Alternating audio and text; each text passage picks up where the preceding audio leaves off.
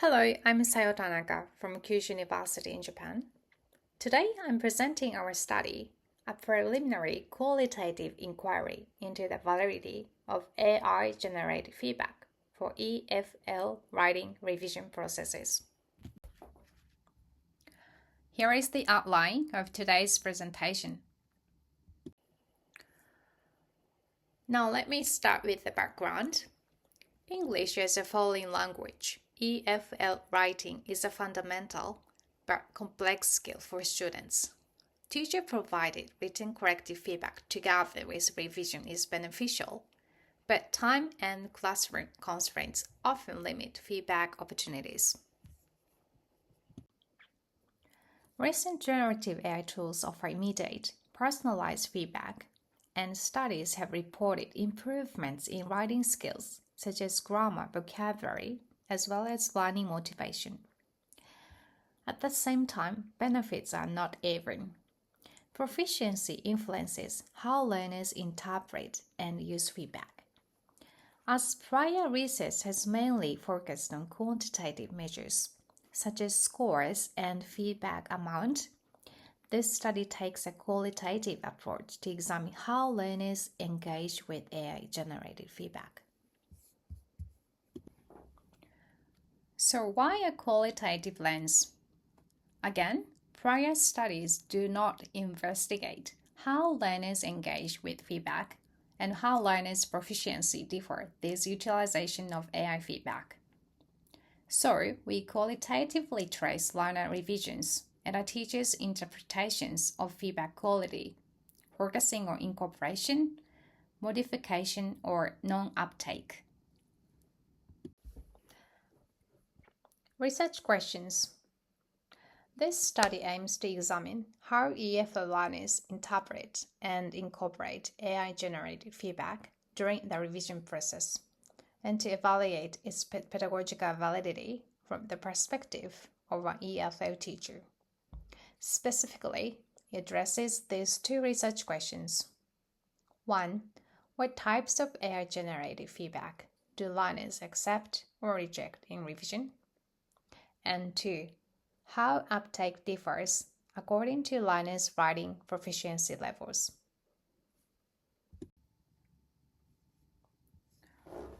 First, let me describe the AI-powered writing system incorporated in this study. The system offers personalized feedback with GPT-4 via the OpenAI API using course-consistent prompts.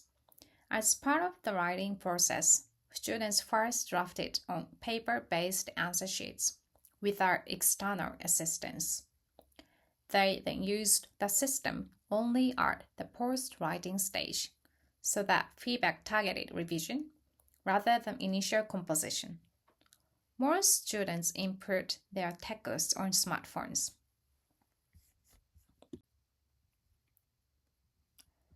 What the system shows to learners are these two panels. A language collection panel that highlights errors gives suggestions to encourage active engagement in revision. And a writing feedback panel, which offers comprehensive evaluation with balanced reinforcement and constructive suggestions. There is also a writing history comparison view that displays previous and current submission side by side. So learners can identify recurring mistakes and track improvements across drafts.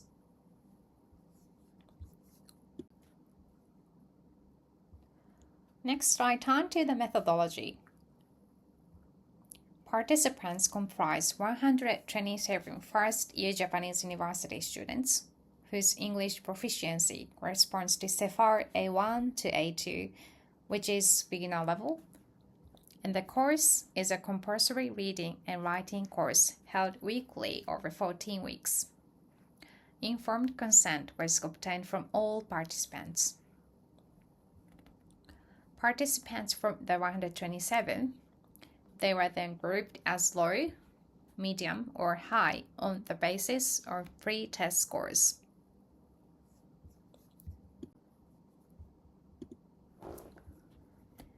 students wrote an argumentative essay of at least 60 words on do you think university students should study abroad? Performance was assessed using the IELTS rubric for argumentative writing to ensure consistent criteria.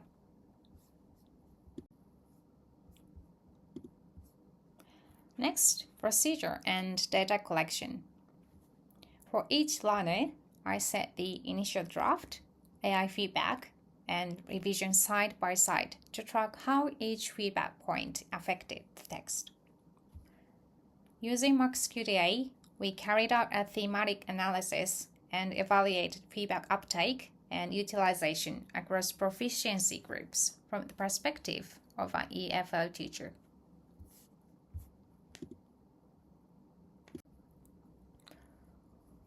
Following Ferris's framework, we coded the data in MaxQDA along two dimensions, global and local. Global issues include content, style, and cohesion.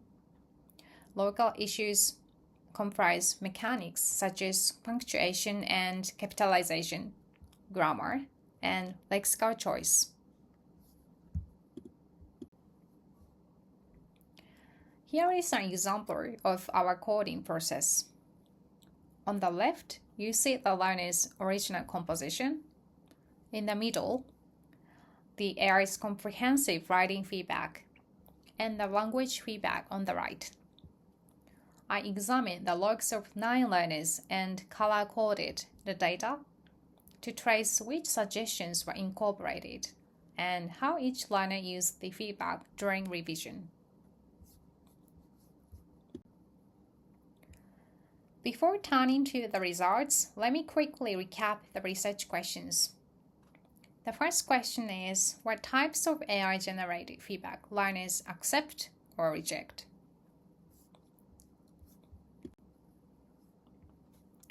This is an analytical example from a lower proficiency case, student 1. For an error such as I think not, the AI left it entirely unaddressed. For the sentence, English is can study in Japan, the AI flagged the modal plus B problem but then proposed a passive form. English can be studied in Japan. For a beginner who likely has not mastered the passive, this appears contradictory and therefore confusing. For study abroad is risk, the AI suggested studying abroad is risky, shifting from the noun risk to the adjective risky without any linguistic explanations. Because the learner had chosen the noun form, the feedback should first have noted the article requirement, like study abroad is a risk. The learner did not incorporate the AI suggestions. These examples show both misinterpretation of intent and confusing rationale for beginners.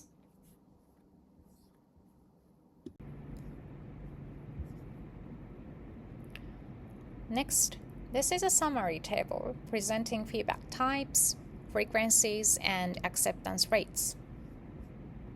Starting from the left, the table reports the student's proficiency level, the count of revisions, the number of AI feedback items, and for each feedback category, both the frequency and the number incorporated into the revision.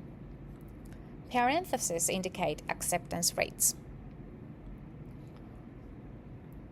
We see higher acceptance for local errors, such as mechanics, local lexical choice, and grammar, and lower acceptance for global, especially those that are related to content.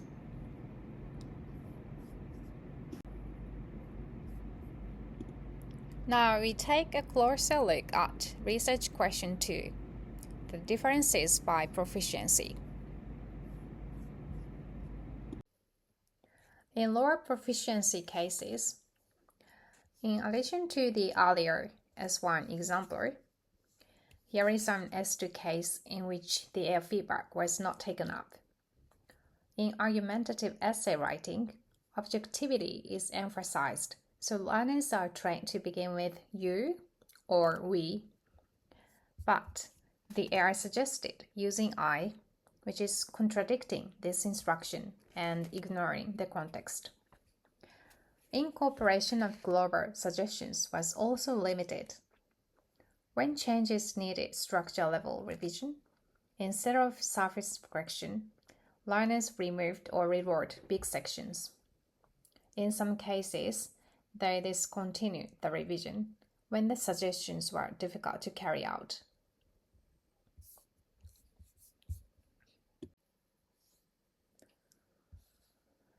Taken together, lower proficiency learners struggled with ambiguous or vague AI feedback and often could not discern the rationale behind it. When the task involved complex restructuring, the response was often to delete or substitute entire sentences, not to engage with the feedback. Consequently, uptake was limited, and some learners abandoned revision attempts. Turning to the medium proficiency cases of student 4, the AI offered many unnecessary rewrites like this, then ended up back at the original. The student noticed the inconsistency, stopped revising, and resubmitted the unchanged text. In the case of student 5 and 6, feedback was often unclear, like this, and sometimes context inappropriate. The students rejected these suggestions. In general, medium proficiency learners fixed local errors quickly, but they were confused by inconsistent feedback. They tended to reject suggestions that required deep restructuring or came with unclear rationales, and sometimes suspended revision when feedback conflicted.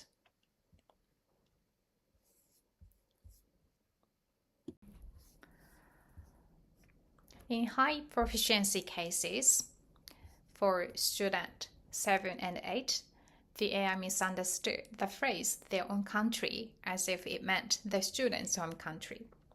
There was no clear reason for the change, so they kept the original expressions. Student 9 sent one paragraph at a time to focus the feedback. This likely lowered cognitive load and made revising easier. These students fixed big picture issues first, then smaller errors. They chose edits carefully and kept their own words when the AI's alternatives gave no clear benefit or changed the meaning.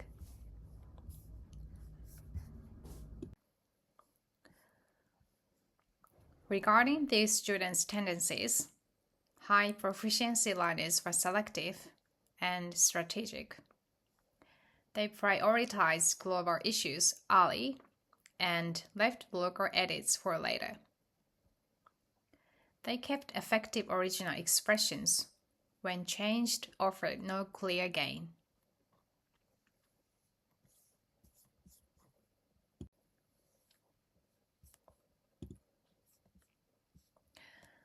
This shows the key features by proficiency level. At lower proficiency, demands for restructuring constrain uptake. Learners often delete or replace larger parts, and in some cases, abandon the attempt.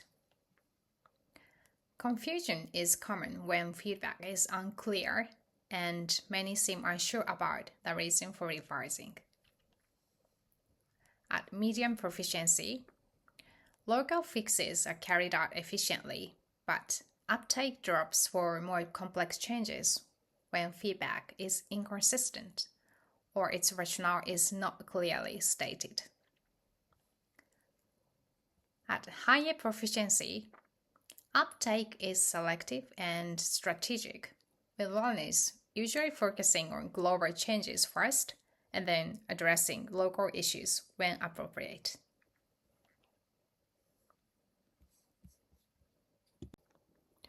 We also identified a cross-cutting pattern common to all levels.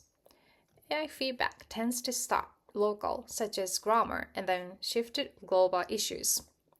This pattern was consistent in all levels. Next, we'll discuss two factors that influence feedback uptake. First, cognitive load and complexity. When feedback required major restructuring, students often rejected. They more often accepted surface-level edits. This fit the idea that learners handle easier edits first and then harder ones. Second, ambiguity and weak rationale. Vague comments like, "This sounds unnatural," or multiple alternatives with no reason are often ignored. Misread context and thin explanations also reduced uptake, especially for low and mid proficiency learners. To improve the pedagogical value of AI feedback, prompt design should follow three principles. First, respect the learner's voice by giving effective original expressions instead of rewriting entire sentences. Second, provide clear reasons and examples so learners understand how and why to revise. Third, stop repeating comments once the text is sufficient. The AI should be rubric aware, checking writing against explicit criteria before giving further feedback. In sum, generative AI should not only correct language, but also foster learner autonomy. Teachers should design and refine prompts carefully to ensure AI support enhances students' writing development. Concluding points and future directions. Our analysis shows that proficiency shapes how learners use AI feedback. Cognitive load and clarity of rationale are decisive for uptake. And across levels, AI feedback typically progresses from local issues to global concerns during revision. For our future research, we'll improve feedback quality for diverse EFL learners and to promote more autonomous learning. The significance of self-regulated learning, SRL, in promoting EFL writing improvement has also been emphasized in recent studies. We have been also developing our AI-supported writing system that incorporates our SRL perspective. Our future research will also examine the long-term effects of AI-assisted feedback on writing development.